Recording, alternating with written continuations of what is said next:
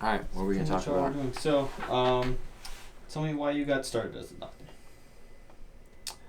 I initially thought I was going to go to med school when I was a very young child, and I think most of that had to do with the fact I was just enamored and wildly entertained by my pediatrician.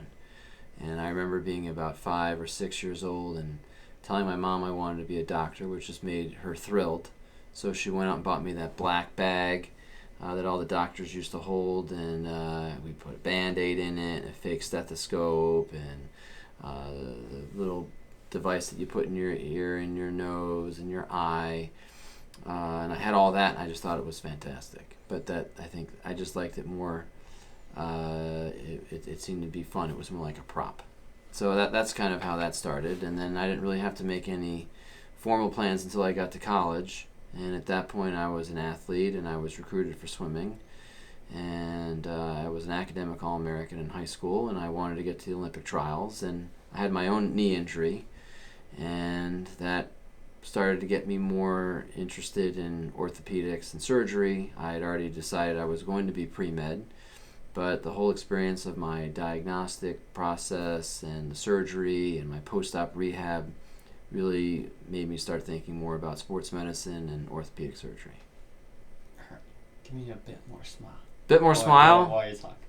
All right. You got all this energy while you're off camera. I know, it's hard. I don't know. Somehow I fit into this when I'm live. All right, so you want me to do that again? Yeah, run it again. Some of it again? Yeah. All right, so you can ask a question? Or? Yeah, so tell me why you decided to become a doctor.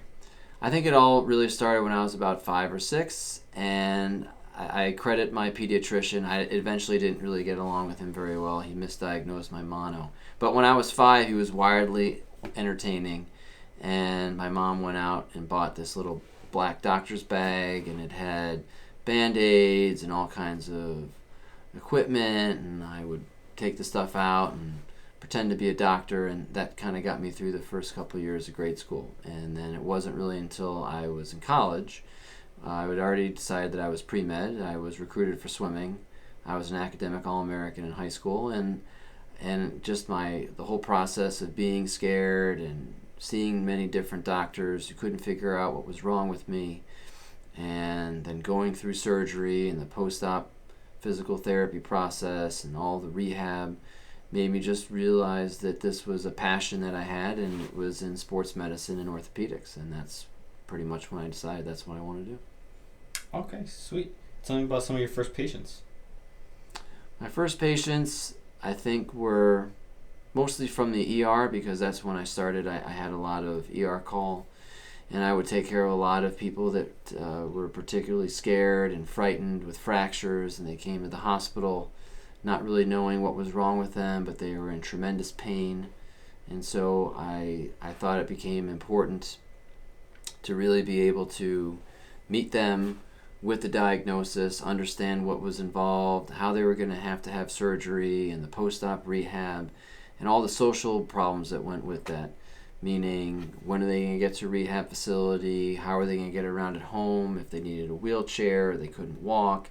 How are they going to get to work? How do they deal with their children? And it was a lot greater than when I was just a resident, in that I would take care of all these fractures, but generally it would fall to the person whose service it was, and I didn't have all that post-op care and all that post-op contact. So I think that it was very helpful to start seeing this at an early part of my professional career, so that I could understand the scope and the breadth of how orthopedic injuries really affect people's lives. Okay, wonderful. What made you decide to start your own practice? I had started as an employed physician, and I was working for a very nice man, and I learned very quickly that it takes a lot more than just being a good doctor to run a successful practice, and it really requires the appropriate team. And for years I've been extremely busy. I've seen patients in the ER. I've operated right from the ER to the OR in the middle of the night, coming in early, rounding on patients in the hospital, covering games because we covered sports teams, seeing patients all day long. And in order for me to do a good job, I physically have to be engaged. I have to be in the operating room. I have to be in front of my patients. And while all of this is happening, Someone's sending out claims, someone's following up with insurances, someone's making sure the checks come in. Patient phone calls have to be answered. If they have a problem with the bill, someone's got a schedule. We could go on and on. And you really need the right team of people, and without that, you just can't function. So I needed to do something on my own with the right team of people. It's still a huge challenge, but I think when you have the right people that are around you and with you, it makes life a lot easier, and you can be a lot more successful. Tell me a bit about your team and why you handpicked some of the members who work at Gotham. Good people are hard to find, and I think that's a huge understatement. And some of the people who've been with us for years, I just would refuse to let go, because it's a rarity to find people who are smart, motivated, and dedicated, and you really need that type of person in order for you to be successful. And so throughout our practice, we have many different facets and departments. It starts in the phone room. Someone has to be able to answer the phone, get the patient scheduled, verify the insurance.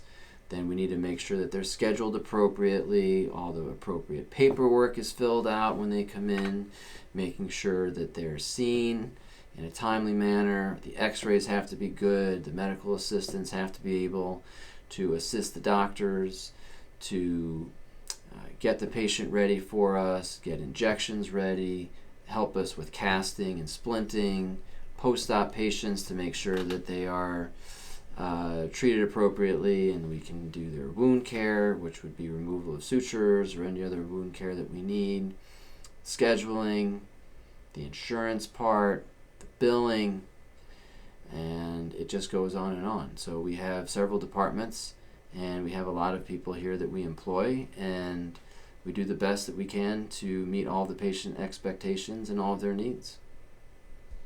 Wonderful, wonderful. Tell me a bit about your customer service and how you guys differentiate yourself from other practices with regards to that. I think that in 2019, you really need to move with the speed of the world, and it's very fast, and you have to be able to give patients access to you at all times. It's hard to be present at all times, but a lot of injuries occur after the 9 to 5 hour. So we do have staff that are available. We do take phone calls. We do have online access. We do make same day and next day appointments.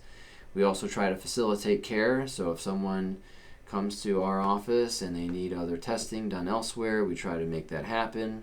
If they need referrals to other specialists, we try to facilitate and make that happen same day if necessary.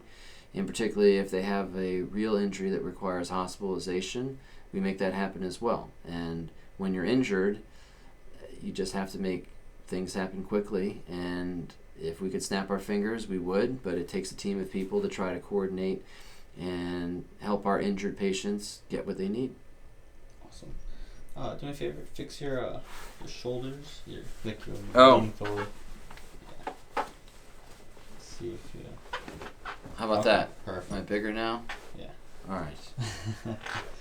Awesome. Tell me about how long your practice has been running.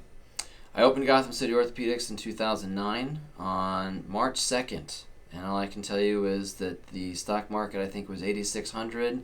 It snowed 6 inches that day, and we had just set up shop. Our phone lines hadn't even been set up yet. Everything was through my cell phone. I had a 1888 number, and the live calls would come in, and I'd throw it to my assistant, who would write it down on a blotter in pencil. And we still saw 60 people in the first few days, and it's been nonstop ever since. I had no real goals at the time other than to pay the mortgage on my 1-bedroom apartment in the city, and over time we've grown. At one point we had 7 doctors and 7 PAs, and we covered numerous hospitals and had 5 offices throughout New York and New Jersey. And now we're focused on our 20 East 46th Street location in Midtown Manhattan. And I don't do a lot of the ER work I once did. We're focusing on patients that have sports injuries, work injuries, and overuse injuries that are more ambulatory, meaning they are able to walk into our office. Whereas before I would have the ambulances drop people off. This is a different type of practice now. It's more of an elective type sports medicine practice. Okay, cool. What are some of the most common injuries that you see in your day to day? I would say that in Midtown Manhattan we see overuse sports injuries, and a lot of times people will tell you it's mind over matter, but it's not. I think that people fail to realize what their bodies are telling them, particularly in patients. It really doesn't matter. I would just say before it was older patients, but now I think younger patients, even in their 20s, are sometimes doing more than their body can handle. We see a lot of stress fractures in runners. I see a lot of rotator cuff injuries in overhead athletes. And in some instances, you just can't change what happens when it snows outside and you get ice on the ground. So we'll get slips and falls with wrist fractures and ankle sprains and ankle fractures. But I would say that the majority of these patients come in with overuse injuries. Okay, wonderful. What would you say to any patients or to people in general to help avoid injuries as a whole? I think when you tell people just to be careful, that no one listens. What are you be careful about? So sure, are you supposed to look both ways before you cross the street? Yes, we still get people that are pedestrian struck, and unfortunately they get hit by cars. You just can't expect the unexpected, and it makes life very difficult. So a majority of what we do is fracture care, and that's generally from people who were probably very careful, but things just happen. So there's really no way to prevent that. But the overuse injuries, I think, is an area where patients can probably try to listen more to what their bodies are telling them. I love athletes and I love sports enthusiasts, and it's really hard, particularly if you have a love for a sport or a love for a game, to stop yourself from participating. And we're all human. We like to do what we love to do. But I find that once someone's injured and they go through surgery or they go through rehabilitation, sometimes they're able to listen to their bodies a little bit better because they're fearful of a recurring injury, and we hope that they don't get injured again. So it's part of the retraining once you're injured to understand what your body can accommodate. Wonderful. I think we got a decent amount. Okay. Thanks, man.